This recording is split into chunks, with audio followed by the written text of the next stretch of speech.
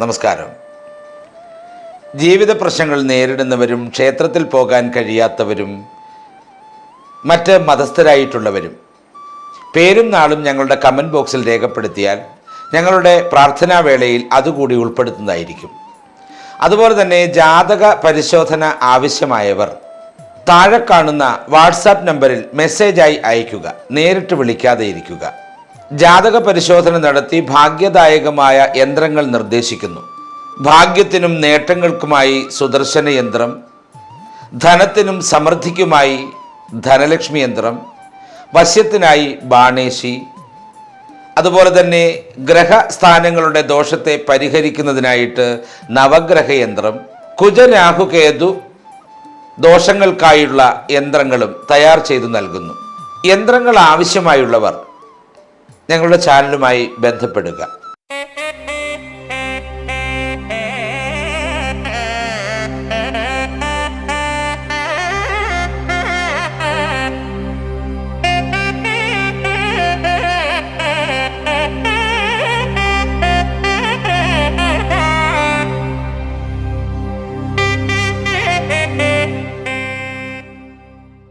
നമസ്കാരം. സുദർശന TV ചാനലിലേക്ക് സ്വാഗതം.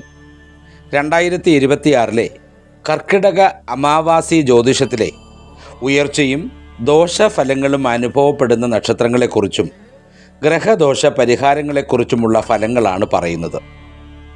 വലിയ ഉയർച്ചയും ഭാഗ്യവും ലഭിക്കുന്ന നക്ഷത്രങ്ങളെക്കുറിച്ചാണ് ആദ്യം പറയുന്നത്.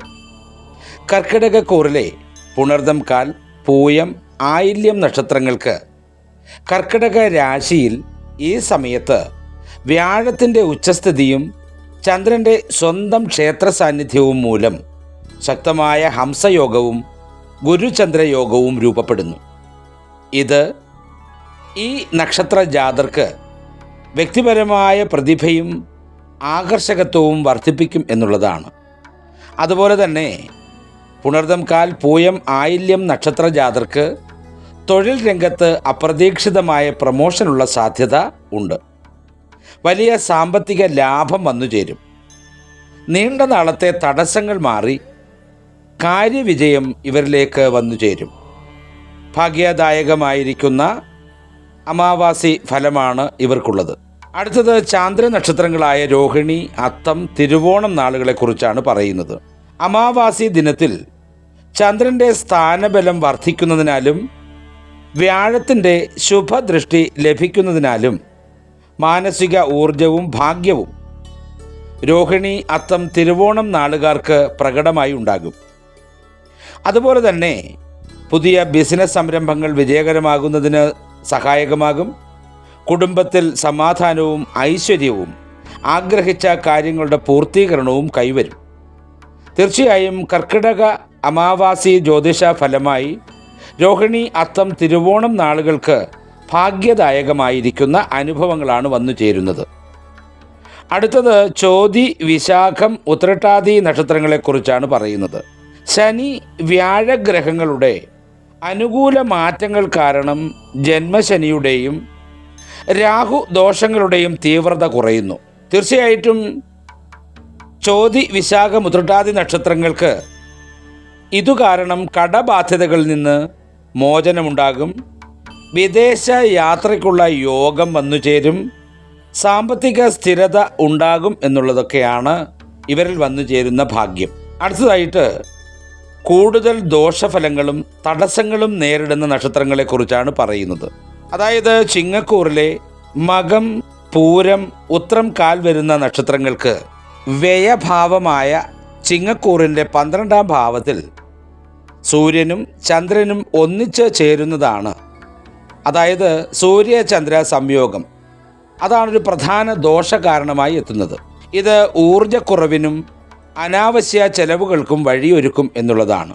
ചിങ്ങക്കൂറുകാരിൽ അകാരണമായ ഭയം, അതുപോലെ തന്നെ മനഃശാന്തിയില്ലായ്മ, ആരോഗ്യ പ്രശ്നങ്ങൾ, കാര്യങ്ങൾക്ക് തടസ്സം എന്നിവ അനുഭവപ്പെടാം. സൂര്യ-ചന്ദ്ര സംയോഗം നിമിത്തം ഈ കർക്കിടക അമാവാസി ചിങ്ങക്കൂറുകാരായ നക്ഷത്ര ജാതർക്ക് ദോഷഫലമായിരിക്കുന്ന വ്യവസ്ഥകളാണ് ഉണ്ടാക്കുന്നത്. അടുത്തത് ഭരണി, കാർത്തിക നക്ഷത്രങ്ങളെക്കുറിച്ചാണ്. മേടക്കൂറിലെയും ഇടവക്കൂറിലെയും ഗ്രഹനില അനുസരിച്ച് രാഹു കേതു ദോഷങ്ങളുടെയും ശനിയുടെ അഷ്ടമ സഞ്ചാര സ്വാധീനത്തിൻ്റെയും സാന്നിധ്യം നിൽക്കുന്നതിനാൽ ദോഷപരമായ വ്യവസ്ഥിതിയാണ് ഭരണി കാർത്തിക നക്ഷത്രങ്ങൾക്ക് അനുഭവവേദ്യമാകുന്നത്. ഇവർക്ക് പണനഷ്ടം, അതായത് ധനത്തിൻ്റെ നഷ്ടം, തെറ്റായ തീരുമാനങ്ങൾ മൂലം അബദ്ധങ്ങൾ സംഭവിക്കൽ, കുടുംബത്തിൽ വാക്കുതർക്കങ്ങൾ ഉണ്ടാകാനുള്ള സാധ്യത തുടങ്ങിയവ വന്നു ചേരുന്നതാണ്. തീർച്ചയായിട്ടും ശനി ദോഷ പരിഹാരങ്ങളും രാഹു കേതു ദോഷപരിഹാരങ്ങളും നടത്തേണ്ടത് അത്യാവശ്യം തന്നെയാണ്. അടുത്തത് മൂലം, പൂരാടം, ഉത്രാടം കാൽ തുടങ്ങിയ ധനുക്കൂറിലെ നക്ഷത്രങ്ങളെക്കുറിച്ചാണ് പറയുന്നത്. ധനുക്കൂറിൻ്റെ 8ാം ഭാവത്തിൽ, അതായത് അഷ്ടമരാശിയിൽ അമാവാസി തർപ്പണ ഗ്രഹങ്ങൾ വരുന്നതിനാൽ ശരീരത്തിന് ക്ഷീണവും തടസ്സങ്ങളും അനുഭവപ്പെടാം. യാത്രകളിൽ അപകട സാധ്യത അല്ലെങ്കിൽ തടസ്സങ്ങൾ വന്നു ചേരും. ശാരീരിക അസ്വസ്ഥതകൾ, അതുപോലെ തന്നെ അനാവശ്യ അപവാദങ്ങൾ എന്നിവ അവരിലേക്ക് വന്നു ചേരാനുള്ള സാധ്യത വളരെ കൂടുതലാണ്. ശ്രദ്ധയോടുകൂടി മുന്നോട്ട് നീങ്ങുക എന്നുള്ളതാണ് ചെയ്യേണ്ടുന്നത്. ക്ഷേത്ര ദർശനങ്ങളൊക്കെ അത്യാവശ്യമായിട്ട് നടത്തേണ്ടത് അനിവാര്യം തന്നെയാണ്. ദോഷഫലങ്ങൾ മാറി ഐശ്വര്യത്തിനായി ചെയ്യേണ്ടുന്ന അനുഷ്ഠാനങ്ങളും പരിഹാരങ്ങളുമാണ് ഇനി പറയുന്നത്. അതായത് ഒരു പരിധിവരെ പല കാര്യങ്ങൾക്കും തടസ്സം എന്ന് പറയുന്നത് പിതൃദോഷമായിരിക്കും. കാരണം പിതൃക്കളുടെ അനുഗ്രഹമില്ല എങ്കിൽ എത്ര വലിയ ഭാഗ്യയോഗവും അനുഭവത്തിൽ വരില്ല എന്നുള്ളത് ഉറപ്പായ കാര്യം തന്നെയാണ്. കർക്കിടക അമാവാസി നാളിൽ ബലിതർപ്പണം നടത്തി തിലഹവനം നടത്തുന്നതിലൂടെ പിതൃദോഷം അകലുകയും തലമുറകളായി അനുഭവിക്കുന്ന തടസ്സങ്ങൾ നീങ്ങുകയും കുടുംബത്തിൽ അഭിവൃദ്ധി, സമൃദ്ധി എന്നിവ ലഭിക്കുകയും ചെയ്യും എന്നുള്ളതാണ്. മകം, പൂരം, ഉത്രം നക്ഷത്രക്കാർക്കുള്ള പരിഹാരമെന്ന് പറയുന്നത് അമാവാസി ദിനത്തിൽ ശിവക്ഷേത്രത്തിൽ ധാര നടത്തുക, മൃത്യുഞ്ജയ പുഷ്പാഞ്ജലി നടത്തുക, ഓം നമഃശിവായ മന്ത്രം 108 തവണ രാവിലെയും വൈകിട്ടും ജപിക്കുക എന്നുള്ളതാണ്. ആയതുകൊണ്ട് തന്നെ മാനസിക ഭയവും അസ്വസ്ഥതകളും മാറി കാര്യവിജയവും മെച്ചപ്പെട്ട ആരോഗ്യവും ഈ നാളുകാർക്ക് കൈവരിക തന്നെ ചെയ്യും. ഭരണി കാർത്തിക നക്ഷത്രക്കാർക്കുള്ള പരിഹാരമെന്ന് പറയുന്നത് സുബ്രഹ്മണ്യ സ്വാമി ക്ഷേത്രത്തിലോ വിഷഹാരി ക്ഷേത്രങ്ങളിലോ ദർശനം നടത്തുക. തടസ്സങ്ങൾ മാറാൻ ഗണപതി ഹോമം നടത്തുന്നത് ഉത്തമമാണ്. അതുപോലെ തന്നെ സാമ്പത്തിക നഷ്ടങ്ങൾ ഒഴിവാവുകയും തെറ്റായ തീരുമാനങ്ങളിൽ നിന്ന് ബുദ്ധിപൂർവം പിന്തിരിയാൻ സാധിക്കുകയും ചെയ്യും. സുബ്രഹ്മണ്യ സ്വാമി ക്ഷേത്രത്തിലെയും സർപ്പക്ഷേത്രത്തിലെയും അതുപോലെ തന്നെ ഗണപതി ക്ഷേത്രത്തിലെയും നടത്തുന്ന പരിഹാര വഴിപാടുകൾ കൊണ്ട് ഇവർക്ക് സാമ്പത്തികമായ നഷ്ടങ്ങൾ നികത്താനും അല്ലെങ്കിൽ ഒഴിവാക്കാനും കഴിയും എന്നുള്ളതാണ്. അടുത്തത് മൂലം, പൂരാടം, ഉത്രാടം നക്ഷത്രക്കാർക്കുള്ള പരിഹാരമാണ്. ഈ നക്ഷത്രക്കാർ വിഷ്ണു ക്ഷേത്രത്തിൽ പാൽപ്പായസ വഴിപാട്, തുളസിമാല സമർപ്പിക്കൽ തുടങ്ങിയവ നടത്തുക എന്നുള്ളതാണ്. ശനിയാഴ്ചകളിൽ അയ്യപ്പന് എള്ളുപായസവും എള്ളുതിരി കത്തിക്കലും വഴിപാടായി സമർപ്പിക്കുക.